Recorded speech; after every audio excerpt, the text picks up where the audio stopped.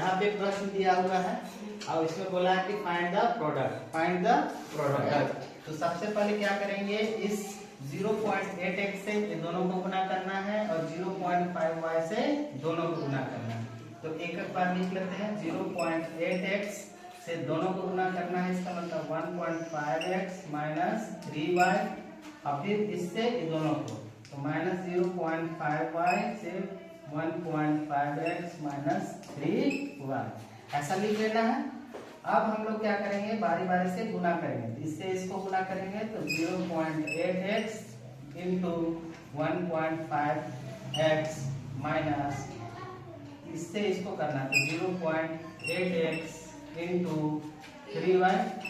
अब इससे दोनों को गुना करना, तो एक बार माइनस है यहाँ पे तो माइनस हो जाएगा 0.5y into 1.5x minus into minus क्या होता है प्लस 0.5y इंटू 3y। इतना कर लिए। अब गुना करना है, कैसे गुना करना है तो देखिए 15 कितना होता है, पॉइंट को थोड़ा देर के लिए भूल जाओ, है ना, थोड़ा देर के लिए पॉइंट को भूल जाओ। 15 को 8 से गुना करना है, 15 को 8 से 8 बचे 40, 8 के 8 अच्छा 12, 120 हुआ। क्या किए समझ में आया?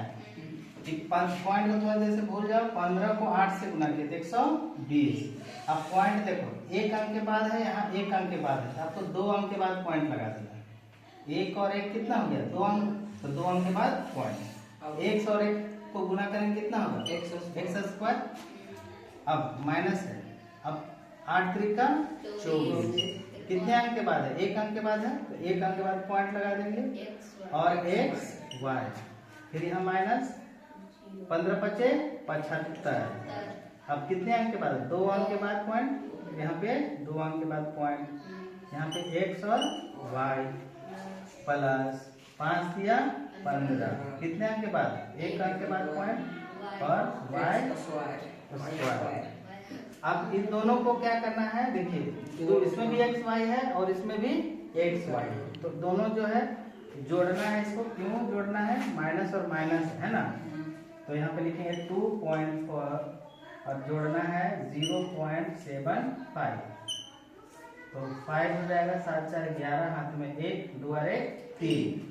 तो अब हम लोग क्या करेंगे, 120 यानी 1.020 x स्क्वायर माइनस, इसके जगह पे लिख देना है 3.15 xy प्लस 1.5y, और यही आपका है आंसर।